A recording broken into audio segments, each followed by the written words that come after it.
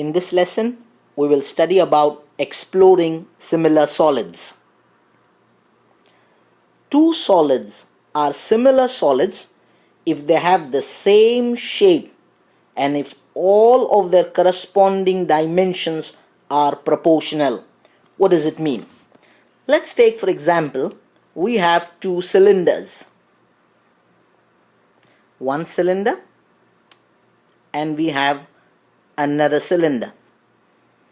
The height of this cylinder, let this be 3 centimeters, and the height of this cylinder, let it be 6 centimeters.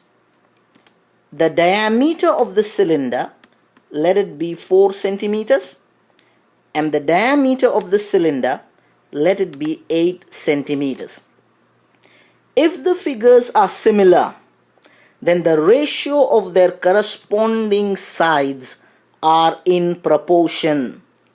That means 3 over 6 is equal to 4 over 8. That is what it means. For example, look at this. 8 times 3, 24, equals 6 times 4, 24. So are the ratio of the corresponding sides in proportion? Yes. So the figures are similar. You can use a proportion to find the missing dimensions of similar solids. Let's try a problem. The two pyramids below are similar. Find the value of x. Which is the corresponding side of 5 centimeter in this pyramid? It's 12 centimeters. Which is the corresponding side of 6 centimeters in this pyramid? It is x. So the ratio of the corresponding sides, 5 over 12, should be equal to 6 over x. Now we can easily find x by cross multiplying. 5 times x, 5x, equals 12 times 6, 72. X equals 72 divided by 5. So x is equal to 14.4 centimeters. That is how we can find the value of x of two similar figures. Two cylinders are similar. The small cylinder has a diameter of 4 meters and a height of h meters. Let us draw this. We have a small cylinder.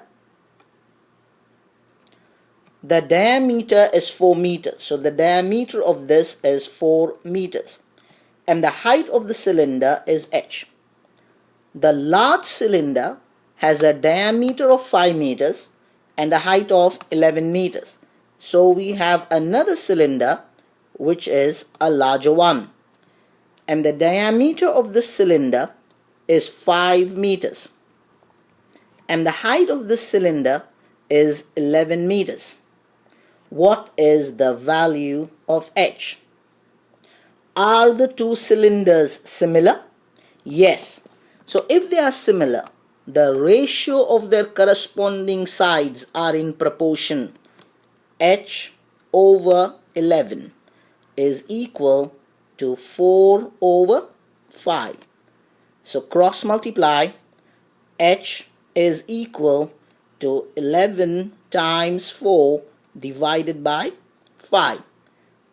H is equal to 44, because 11 times 4, 44, divide by 5. And h is equal to 8.8 centimeters. That is the height of the small cylinder. Let us find the surface area and volume of similar solids. If the ratio of the corresponding dimensions of similar solids is A over B, for example, if we have two similar solids, let's take one cylinder over here and another cylinder over here, and the corresponding sides be A and B. So what will be the ratio of the corresponding sides? It is A over B. If the ratio of the corresponding dimensions of similar solids is A over B, then the ratio of the surface areas is A squared over B squared. If the surface area of this cylinder is SA1, let's take for example, and the surface area of this cylinder, let us mark it as SA2, then the ratio of the surface areas SA1 over SA2 is equal to A squared over B squared. That's what it means. And it also says the ratio of the volumes is A cube over B cube. Suppose the volume of the first cylinder is V1, let's take, and the volume of the second cylinder is V2. Then the ratio of the volumes V1 over V2 is equal to A cube over B cube. So the ratio of the surface areas, A squared over B squared. The ratio of the volumes, A cube over B cube. What is A over B? It is the ratio of the corresponding sides. Let us do a problem. The surface area of the cylindrical pitcher below is about 90 inch squared. So this is the pitcher. What is the surface area of this pitcher? It is 90 inch squared. Its volume is about 157 inch cube. So what is the volume of the pitcher? It is 157 inch cube. The pitcher and creamer are similar. So the pitcher and the creamer are similar. Find the surface area and volume of the creamer. Let us look at the two figures. Are the two figures similar? So what is the ratio of their corresponding sides? What is the corresponding side of 6? It is 3. So the ratio of the corresponding sides will be 6 over 3, which can be simplified as 2 over 1. Now we learned in the previous section that the ratio of the surface areas is A squared over B squared. So the surface area of the pitcher, which is 90, over the surface area of the creamer, which we don't know, let us label it as SC, is equal to the square of the corresponding sides. 2 over 1, square them. So we need to find SC. Cross multiply. SC is equal to 90 times 1 squared is 1 divided by 2 squared is 4. So SC is 90 divided by 4, which is 22.5 inch square. That is the surface area of the creamer. Let us find the volume of the creamer.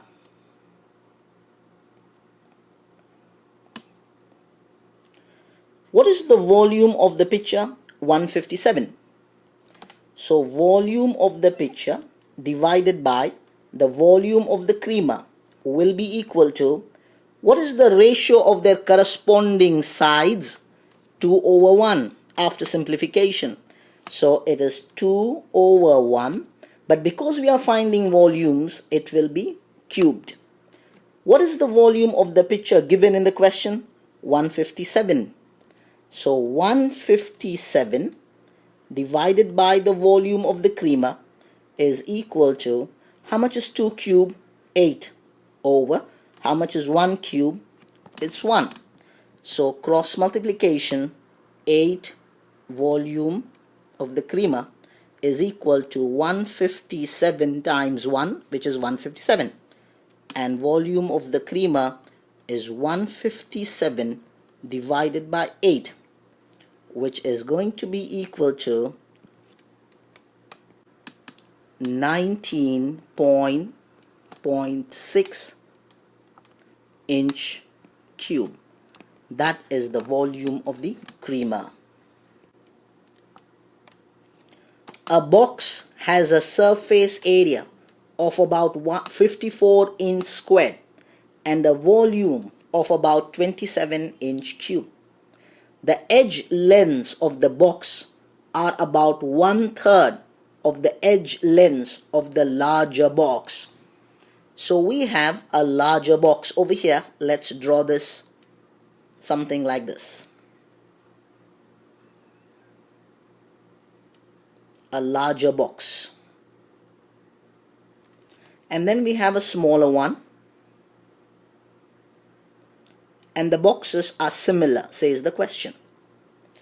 A box has a surface area of about 54 inch square and a volume of about 27 inch cube.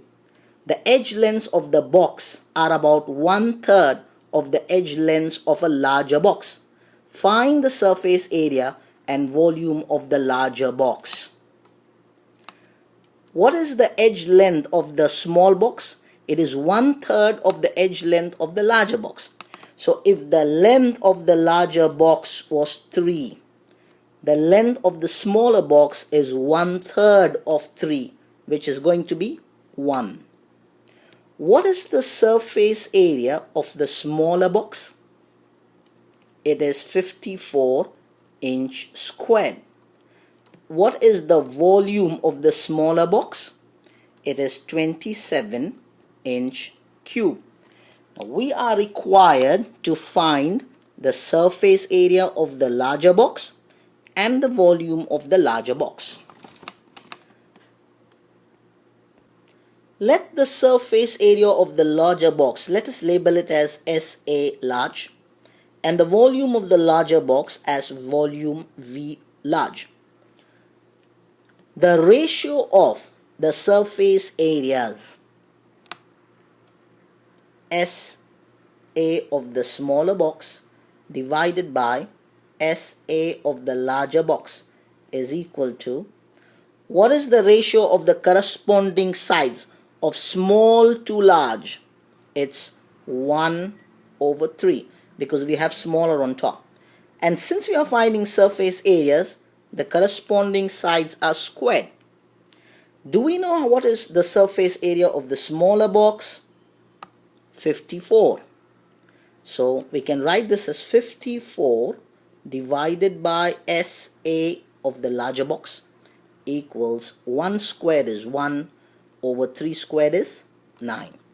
Cross multiplying, SA of the larger box is 54 times 9, which is going to be equal to 486 inch squared. That is the surface area of the larger box. Now let's go to find the volume of the larger box. Let us write down the ratio of the volumes. The volume of the smaller box divided by volume of the larger box is equal to, what is the ratio of the corresponding sides, small to big? 1/3. But because we are finding volumes, we cube the corresponding sides. Do we know what is the volume of the smaller box? 27. So 27 over volume of the large box equals 1 cube, which is 1/3 cube, which is 27. Now cross multiplying, VL is equal to 27 times 27. VL equals to 729 inch cube. That is the volume of the larger box.